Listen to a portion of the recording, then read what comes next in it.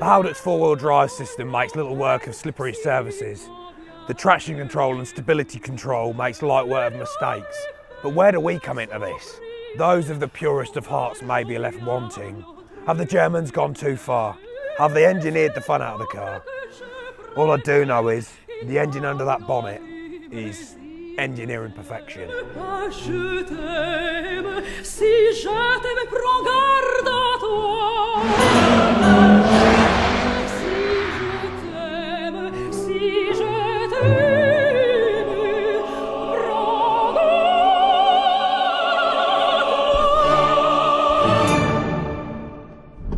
So, TTRS, 0-60 in 4.3 seconds and tops out at 174 miles an hour, which is pretty quick really, let's be honest.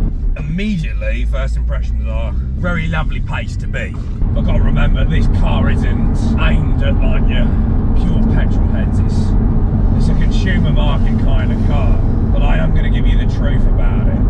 As you can tell though, it's not really filling me with a massive amount of emotion, if I'm honest.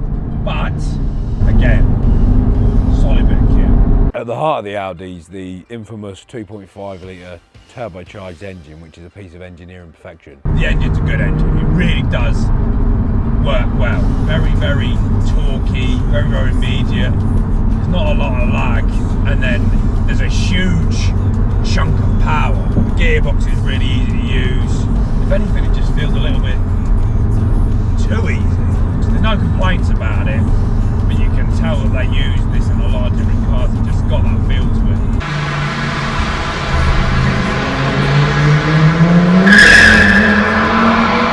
It's even though it's 360 horsepower and it's a heavy car, because the engine's so well engineered, it's got a lot of gruntage.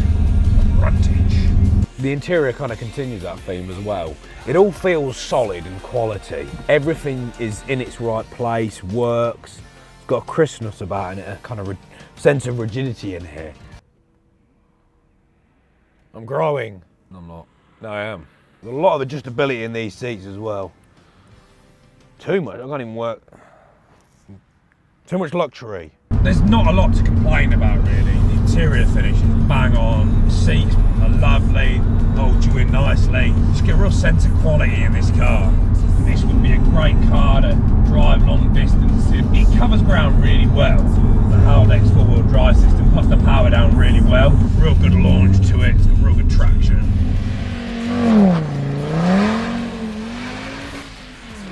The chassis is confidence inspiring. It doesn't feel special at all. Just feel like when you're in 6th gear cruising along, you could be in another Audi, you could be in an Audi A1. It's raining now, it's not heavy, but there's water on the road. It would upset a lot of cars, but this feels pretty composed. The engine is just, I can't stop raving about the engine. It overwhelms the four-wheel drive system, it's so good. On the exit, just modulate the understeer and then just pin the throttle. God, can you hear that? I hope you can hear that. Understeer, a little more understeer. We'll just pretend that didn't happen. I didn't see anything, did you? So, you're going to start loading this car up in a tight corner. The ratios are quite tall, corner entry. Good, it's very controllable in here, very friendly. That's where the TTRS is good. When you're coming out of a corner, it's really strong. So this comes into its own a lot, long sweeping bends where it just clings on. Can already smell brakes. I smell brake fade. Well, hopefully not. The RS uses 4-pot brake calipers, which gives it decent stopping power. It's polished, it's finished, it's very smooth and sleek. It's not going to offend anyone, but it's not necessarily going to stick out in a crowd either. Carbon fibre, more carbon fibre in the engine bay. This is my favourite part of the car. I really love this, how it comes around in a real smooth fashion. It really is a beautiful thing. Really is a finished, beautiful bit of engineering. The doors feel real heavy. The whole car's got a kind of solid feel to it, a real kind of sense of quality.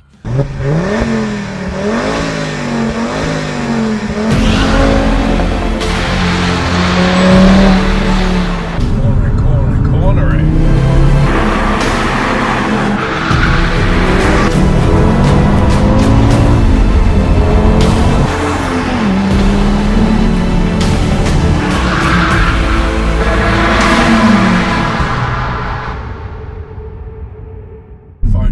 shot into oblivion. Or he's got some force up behind it. The phone's just evaporated.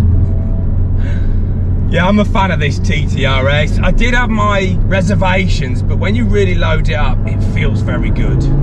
I can see why people like these, because they're like, people say like a mini R8, I don't know about that. The R8 feels a little bit more old school. I'm on about the Gen 1, obviously. Where this has got more of a modern feel to it. I think it's the engine that really makes it. You've got to drive this in the correct style to get the most out of it. I'm not a massive fan of four-wheel drive systems a lot of the time, but I think it's just a combination of everything with this car. It just makes for such an overall package that it is quick. TTRS, conclusion. So, four-wheel drive system, likes to push a little, but the upsides outweigh the downsides. The biggest gripe I have about this car is the steering feel. Feels a little numb, but for a GT kind of fast road car, it's a very finished product. If that's what you're looking for. If you're looking for something like that's gonna boil your blood and make you really excited, this ain't really it, unless you are right on its ragged edge. Before that, it is a little bit boring. But overall, very good, solid bit of equipment.